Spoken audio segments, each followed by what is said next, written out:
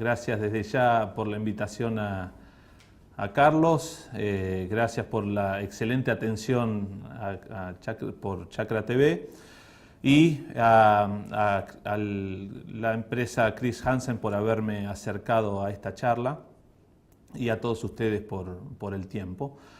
El título de esta charla es Nutrición en tiempos volátiles. Quise poner este título porque realmente es así como estamos en este momento en la Argentina, pero quizás uno sabiendo que esta charla va a ir por otros lados también y quizás los conceptos que hablemos acá también les sirva de utilidad. Yo soy asesor, trabajo para una empresa, Progressive Dairy Solutions, con base en California. Somos 32 consultores que trabajamos en la parte de consultoría de manejo y nutrición, y de los cuales alrededor somos 7 argentinos, de los cuales 4 estamos acá y 3 están en Estados Unidos, y también tenemos una persona de Uruguay. Nuestro foco o mi foco de trabajo en sí es en rodeos estabulados o confinados, y por eso quizás pido disculpas por la tendencia de mis ejemplos. El objetivo de vuelta va a ser hablar sobre cómo tomar las mejores decisiones al momento de comprar alimentos. Es algo que yo veo durante los kilómetros que uno está haciendo, cuando hace una auditoría o con los clientes, que muchas veces vemos de determinada forma el costo y la calidad y perdemos determinadas oportunidades en momentos donde la relación costo del alimento y lo que nos pagan por el producto no es la óptima. Vamos a tratar de cubrir lo que es la composición de una dieta actual o una dieta de TMR. Vamos a hablar de nutrientes de los alimentos, de los costos de los nutrientes, identificar las oportunidades en base a los costos de cada nutriente, y vamos a tratar de ver algún ejemplo durante la charla. Yo pongo acá como ejemplo, hablando de costos, si hablamos de una dieta, esta dieta tiene distintas inclusiones de distintos alimentos, y cada inclusión y la variación de la inclusión de estos alimentos modifica el costo. Por ejemplo, si hablamos de una dieta de un TMR, por ejemplo, de 26 kilos aproximado de materia seca para una vaca de 700 kilos, produciendo cerca de 50 litros, el costo de la dieta va a estar representado en un 30% por forrajes, 26% por proteína, minerales y vitaminas y los aditivos un 10%, subproductos 9%, y quizás la parte de granos y energía un 25%. Claro está, en una dieta donde tiene un 44%, donde el forraje representa el 44% de la dieta y el restante es concentrados o minerales. Esto quizás es un ejemplo de una dieta en este año donde tenemos de hecho una restricción de forrajes y una restricción de calidad, y que se va a ir acentuando en algunas regiones del país, la restricción de forraje, porque tampoco estamos pudiendo hacer la siembra. Entonces cada vez más estamos jugando con la inclusión de forraje. En este ejemplo, de vuelta al mismo tipo de consumo, para el mismo tipo de vaca y apuntando a la misma producción, pero quizás en otro año donde no tenemos restricción de forraje y de calidad, podemos llegar a tener una dieta que tiene un 50% de forraje, y eso es quizás, ya a mí a veces me gusta llamarlo como el pastoril confinado, porque cada vez más nos estamos acercando a niveles de forrajes más altos en la dieta, pero desde ya que esto la posibilidad de poner más forraje depende de la calidad de los mismos, ¿verdad? Pero la inclusión de mayor forraje en la dieta y menor inclusión de concentrado y manteniendo la producción, desde ya que tiene un beneficio económico en la relación costo y producto, ¿verdad? Ahora, en cualquiera de las dos situaciones, tanto en altos concentrados o altos forrajes, en las dos situaciones la calidad de los nutrientes es fundamental. La calidad de los alimentos que contienen esos nutrientes es fundamental y de eso es lo que vamos a estar hablando. La realidad que en nuestra, generalmente el productor, ¿no? Y esto es mundial, compra y vende alimentos, pero la verdad es que la vaca requiere los nutrientes de esos alimentos. La forma de poder empezar a comprender nutrientes versus alimentos es básicamente comenzar con una analítica exhaustiva de los alimentos y empezar a darle valor a los nutrientes que se encuentran componiendo esos alimentos. Por ahí el productor o el profesional ve el alimento, por ejemplo, en este caso como el speller, ve el speller de soja, ve las características, las partículas, la grasitud, el color. Sin embargo, ese alimento está compuesto por distintos nutrientes. Quizás desde el punto de vista simple podemos decir que está compuesto de cenizas, de proteína cruda, de carbohidratos y de extracto etéreo. Sin embargo, desde el punto de vista del nutricionista, ya podemos empezar a ver que esos nutrientes básicos se componen de distintas fracciones, y Juan estuvo hablando un poco de esas fracciones.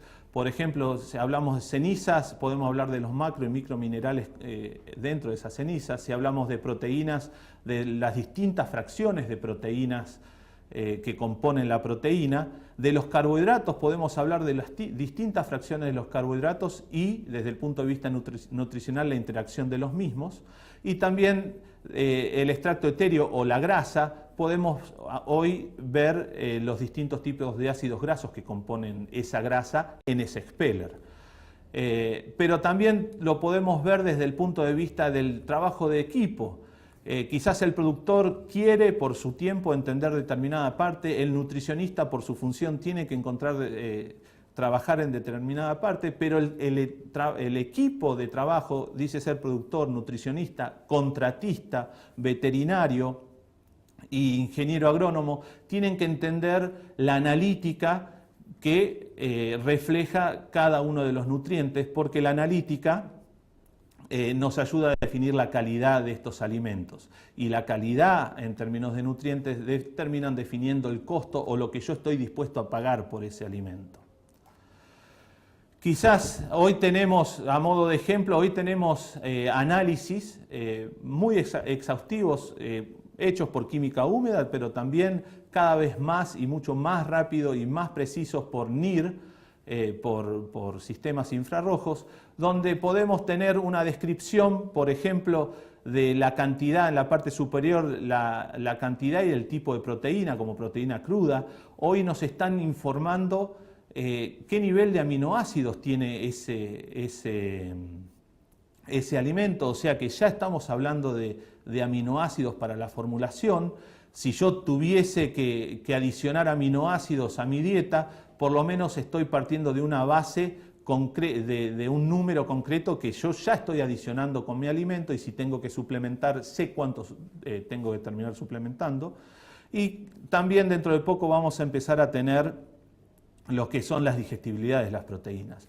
También en estos análisis tenemos lo que es la parte de carbohidratos y las distintas fracciones de carbohidratos, los productos de fermentación, por ejemplo, este es en el caso de un silo, y también tenemos cómo se comportan estos carbohidratos o cómo esperaríamos que se comporten estos carbohidratos en el animal, donde tenemos análisis ya de digestibilidad, por ejemplo, de la fibra, y vamos a hablar un poquito más, o cómo se comporta el almidón, o cómo esperaríamos que se comporte el almidón en el rumen. Y también estamos teniendo análisis en cuanto a las fracciones, a los distintos ácidos grasos que están en el alimento, y esto es importante muchas veces en forma de diagnóstico o en forma de formular correctamente las dietas para evitar que se termine afectando la grasa de la leche, ¿verdad? Y también tenemos quizás reportes mucho más simples, gráficos, que es lo que a veces requiere el productor por el tiempo que tiene para procesar todo lo que tiene que procesar, que también ayuda un poquito a posicionarse donde estamos parados con respecto a la calidad. Esta diapositiva la pongo como para hablar un ejemplo de cómo tomamos hoy en día los nutrientes y la analítica. En la parte central está representada lo que sería una planta de maíz con los granos de maíz. Esta es una diapositiva que tomé del doctor Gesser. Y en la misma, hoy en día, quizás hasta hace unos años nosotros estábamos hablando de análisis del silo de maíz como un todo. Es decir, el silo de maíz tiene tanta proteína o tanta carbohidrato o tanto almidón o la digestibilidad de la materia orgánica era tanto. Sin embargo, hoy con la analítica podemos estar separando los distintos componentes del silo de maíz, por ejemplo, que determinan la calidad. Y dentro de esos componentes nosotros podemos hacer un análisis exhaustivo por cada uno. Es decir, por un lado podemos tener el grano que representa el 40 al 45% del total de la materia seca y ese grano va a tener una analítica separada y se va a comportar de una forma separada. Y por el otro lado tenemos la parte vegetal o fibra que representa el 55 al 60% de la planta, que es la fibra detergente neutra, que también va a tener una analítica separada y un comportamiento separado. Quizás en base a esos análisis es donde nosotros tratamos de buscar el silo perfecto en cuanto a la calidad, composición y digestibilidad del almidón o del maíz y a la calidad, digestibilidad y composición del FDN. Si hablamos del FDN o de la fibra de ese silo, por ejemplo, cuando la vaca consume la fibra, básicamente se fermenta en el rumen, es ahí donde los microbios van a hacer su trabajo. Dependiendo del tipo de fibra, tiene más o menos tiempo en el rumen, pero dependiendo de la calidad, tiene más o menos digestibilidad ese material. Principalmente se produce una fermentación y una degradación en el rumen, pero también hay cierta degradación en el intestino. ¿Qué quiero decir con distintas degradaciones? En esta foto que la tomé del Miner Institute de Nueva York, se puede ver una foto del lado izquierdo, se ve un silo de maíz a momento cero, es decir, antes que la vaca lo coma, y un silo de maíz 47 horas después de haber estado en el rumen. El silo de maíz antes de ingresar a la vaca tiene un nivel de fibra que tiene una digestibilidad y la vaca, el rumen y los microbios se van a encargar de digerirla. Y en la foto derecha ya se puede ver cómo se pierde el color, cómo se pierde la estructura, cómo empiezan a haber estructuras filamentosas que estaban contenidas en el silo, que son básicamente materiales indigeridos, ¿no? Y se ha digerido quizás las uniones o los materiales entre esas fibras. Es decir, va a haber fibra que se va a digerir y fibra que no se va a digerir, y el nivel de digestión es lo que va a determinar la energía y por ende la capacidad productiva y de consumo de ese alimento. Otro ejemplo sería un silo de pastura, también una gramínea, y se puede ver que se comporta de la misma forma antes de entrar a la vaca, después de entrar a la vaca, y se nota la degradación y la digestión que tiene ese producto. El extremo sería un producto como la paja de trigo. En el lado izquierdo tenemos paja de trigo antes de entrar a la vaca y paja de trigo 47 horas después. Y se ve que no se nota una gran diferencia en la estructura y en el color de la paja de trigo. Y eso es porque la paja de trigo tiene una baja digestibilidad del FDN. Entonces, ¿por qué termina siendo importante esto? Termina siendo importante porque sabemos hoy en día que por cada punto de aumento en la digestibilidad de ese FDN, la vaca va a tener un impacto en su producción de alrededor de 200 centímetros cúbicos y un aumento de casi un cuarto de consumo de materia seca. ¿Por qué sería de importancia eso para nosotros? Porque hoy, por ejemplo, con la seca hemos tenido silos del 38% de digestibilidad del FDN o del 40%, y pasar a un 50%, a un 60% de digestión del FDN a 30 horas puede implicar en 10 puntos 2 litros de leche, con el mismo alimento, con el mismo trabajo que lo hacemos con un silo de menor calidad, o quizás determinando un momento de corte óptimo, por ejemplo, de un silo de trigo, podemos pasar tranquilamente de un 45 de digestión del FDN a un 65 con el impacto productivo que esto tiene. La otra parte que estábamos hablando del silo es la digestión del almidón.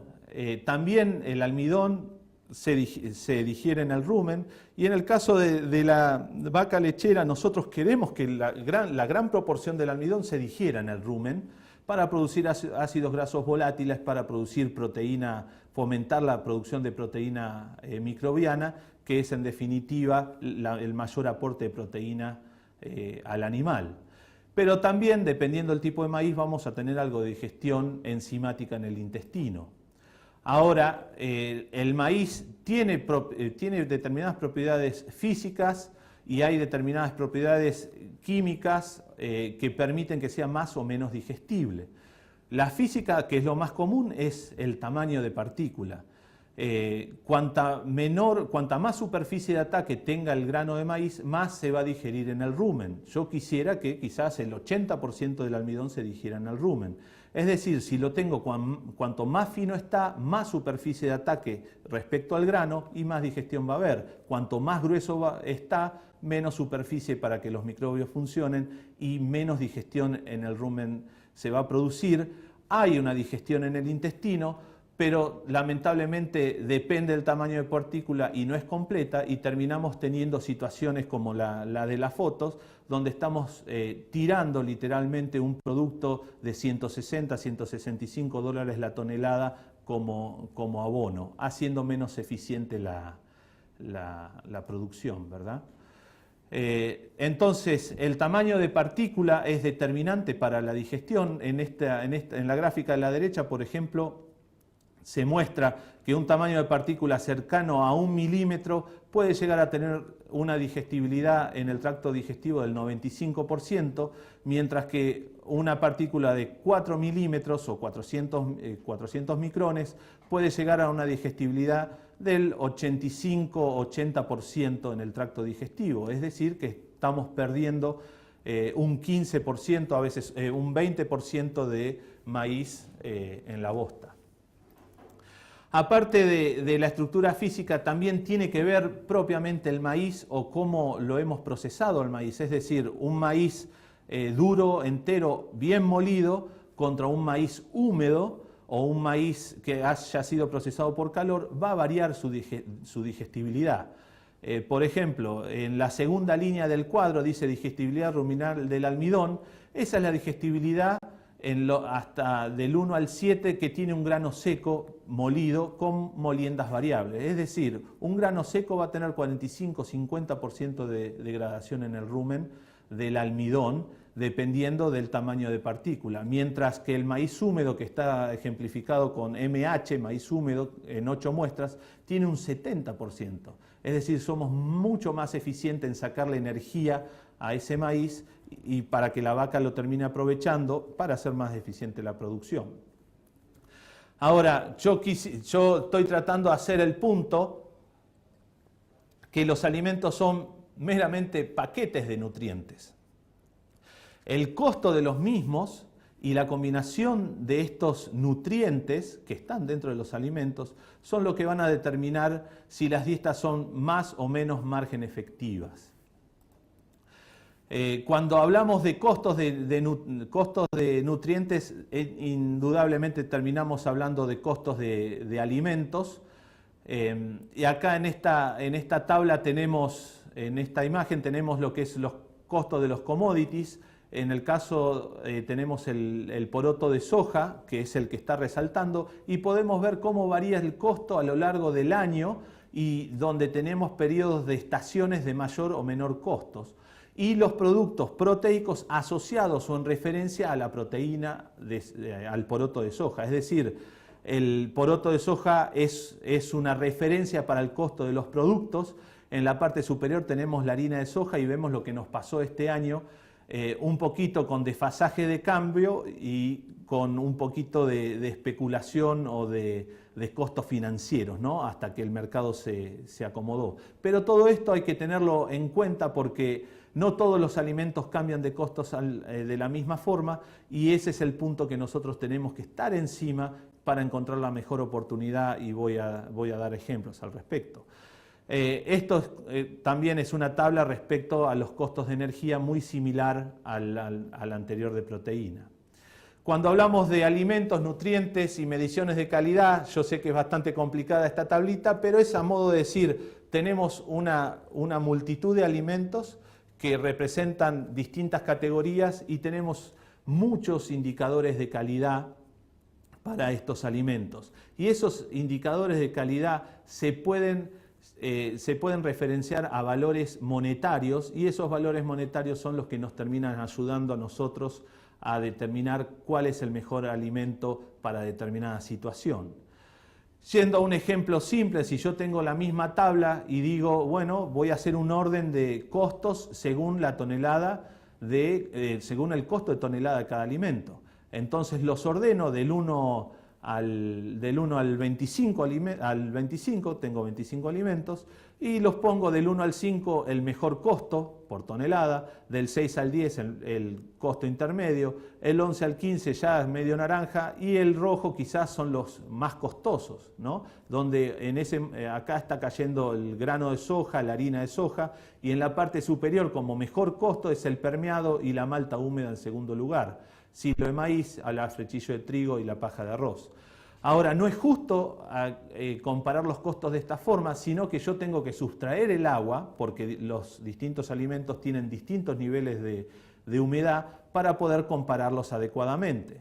Entonces, por ejemplo, si yo tengo la malta húmeda, que está a $38 la tonelada, pero esta malta húmeda está a 25% de materia seca, hago 38 dividido .25 y me está diciendo que la tonelada de materia seca de malta húmeda está a $152. Ahora, la malta húmeda, que estaba en el segundo lugar, se va al octavo lugar, de acuerdo al costo de materia seca, y otros productos quizás de menor calidad que estaban en posiciones inferiores van a posiciones superiores simplemente por estandarizar el costo según la materia seca. Ahora bien, estandarizar la materia seca es fundamental, pero no nos está hablando de nutrientes. La materia seca no es nutriente, si bien las vacas consumen materia seca. Ahora, yo quizás quisiera ver, bueno, de todos mis alimentos, cuál es el más costo eficiente de acuerdo a proteína. Entonces puedo estandarizar el costo de acuerdo al contenido de proteína de los alimentos. Si la malta húmeda tiene un costo de 38 a 25% de materia seca y llegábamos a $152 la tonelada de materia seca, esta tiene un 30% de proteína, 152 dividido .3, estamos hablando de $507 la tonelada de proteína proveniente de la malta húmeda. Ahora, la malta húmeda, que había comenzado en el segundo lugar, estamos hablando que está en el tercer lugar, y la harina de soja y la burlanda, que estaban abajo por ser productos de alto valor, ahora se ubican en el cuarto y en el quinto lugar, porque estamos comparando en forma justa los valores de proteína, y ahora podemos empezar a tomar decisiones.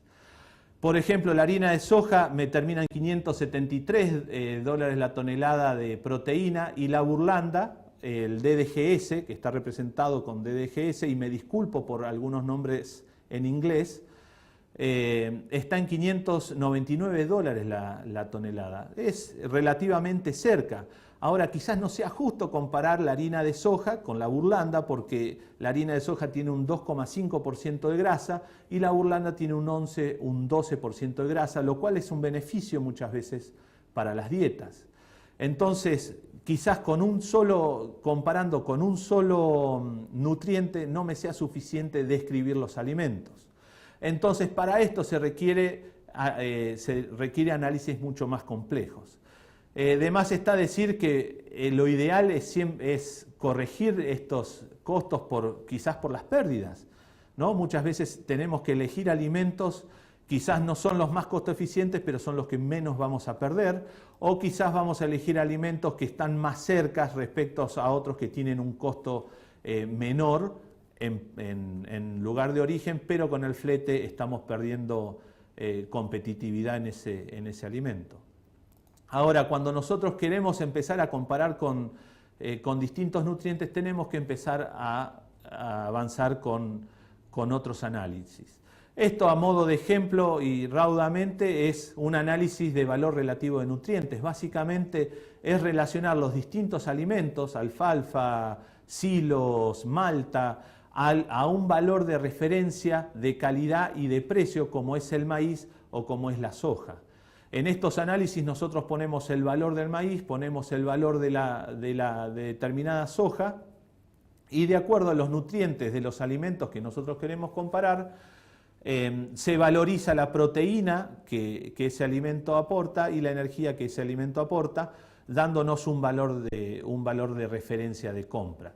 Quizás estos son los tipos de análisis más evolucionados, pero quizás más simples, y hoy en día tenemos formas de analizar un poquito más complejas. Este es otro tipo de análisis de valor relativo de alimentos, donde no solo se usa la proteína y se usa la energía del maíz, sino que se usa también el valor del calcio y el valor del fósforo.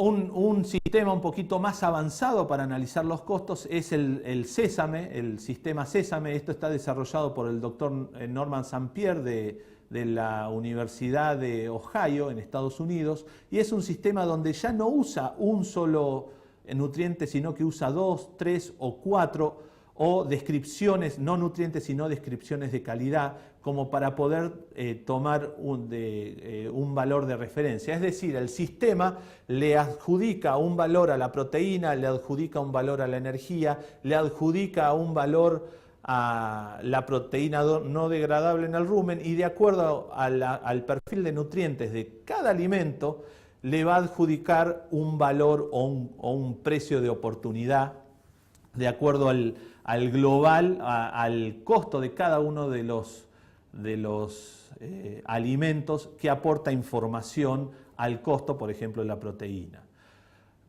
Por ejemplo, en el caso del sésame, yo lo puedo correr solamente por proteína cruda y energía neta de lactancia. Entonces me va a hacer un análisis en el cual me va a dar un costo de proteína, en este caso son 23 centavos de dólar por punto de proteína y 9 centavos de dólar por punto de energía, y me va a comparar los distintos alimentos. Yo estoy poniendo acá los alimentos proteicos para comparar. ¿Qué está diciendo esto? Por ejemplo, el destiller, que es la burlanda, es el DDGS, yo lo puse a un valor de mercado hoy de 170 dólares. Ahora, de acuerdo al valor y los costos de todos los ingredientes, me está diciendo que ese alimento, analizando por proteína cruda y energía, debería valer 199 dólares. Es decir, el punto de corte sería 199 dólares. Si yo lo estoy comprando a 170, estoy haciendo una muy buena compra. Eso es con un rango con un intervalo de confianza entre 193 a 206 dólares.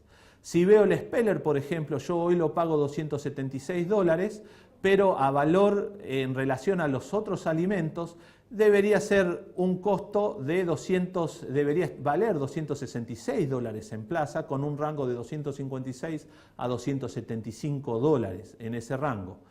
Y si veo el girasol de 26% de proteína a 200 dólares en plaza, sin flete todo esto, debería valer 163, es decir, no debería comprar por más de 163, con un rango entre 157 a 169 dólares. Ahora, gráficamente yo puedo ver cómo el girasol, el pellet de soja, todo lo que sea por encima de la línea azul, quizás no es un costo de oportunidad, están con quizás un sobreprecio en este análisis. Por debajo son muy buenos costos, y entre medio de las dos líneas rojas son buenos las compras, pero no es tan segura la misma. Y podemos ver cómo también el speller está dentro, entrando casi en la zona de buen precio, el poroto y la harina desde ya que son una buena compra. Ahora, yo puedo hacer un análisis más complejo, ya no solamente proteína y energía, sino puedo hablar de proteína degradable en el rumen, proteína no degradable en el rumen, FDN y energía. Entonces estoy haciendo un análisis más complejo con más nutrientes. Y en este caso podemos ver cómo la burlanda, el DDGS, a $170, ahora se acerca más a los $170 y está en 194 con un rango de 188 a 199. Esto se debe porque le estoy dando más información para que se compare manzanas con manzanas. El speller, que está a $276 en plaza, ahora me dice, teniendo en cuenta todos estos nutrientes, que debería estar a 272, mucho más cerca de lo que lo estoy pagando, porque le agregué valor al speller. El speller quizás tiene más proteína de mejor calidad y más pasante, entonces el valor de referencia se acerca a lo que estoy pagando. Y el girasol, por ejemplo, lo pago 200, pero me sigue diciendo que está sobrevaluado. Lo mismo se puede ver en las gráficas. Ahora, también puedo hacer algo más complejo y decirle, bueno, en vez de usar proteína cruda o proteína ruminal, degradable o no degradable, ahora vayamos a proteína metabolizable, que es lo que realmente le importa al animal. Es decir, qué nivel de aminoácidos le termina llegando al intestino de acuerdo a la calidad de los distintos alimentos. Tengo en cuenta la energía, tengo en cuenta la fibra efectiva, FDN efectivo, es decir, si estoy buscando fibra efectiva dentro de mi dieta o fibra sola, FDN-NE, pero también estoy teniendo en cuenta metionina y lisina dentro de mi análisis, es decir, alimentos con mayor lisina o mayor metionina, darle el valor que se corresponde cuando quiero formular de acuerdo a los aminoácidos. Acá el ejemplo está en el DDGS, por ejemplo, el valor de mercado es 170, pero ahora el valor debería ser de 160. Es decir, empezamos casi en 200 como muy buen precio, pero cuando empezamos a darle más valor a los distintos nutrientes, ya me está diciendo que quizás, posiblemente, porque el intervalo de confianza es muy grande, puede estar sobrevaluado el valor de mercado, de acuerdo a los nutrientes que están cargados en este sistema. El speller, por ejemplo, de $276 en el mercado, ahora me dice que podría estar pagando cerca de $296 el speller, con un rango de precio entre 2.78 a 3.15. ¿Y por qué se da este gran crecimiento del speller? Y quizás por la proteína pasante y porque la soja es mucho más rica en lisina respecto al maíz que tiene la burlanda. Entonces, como ya estoy analizando los aminoácidos, le da un valor mejor al speller, ¿verdad? Mientras el speller sea de calidad.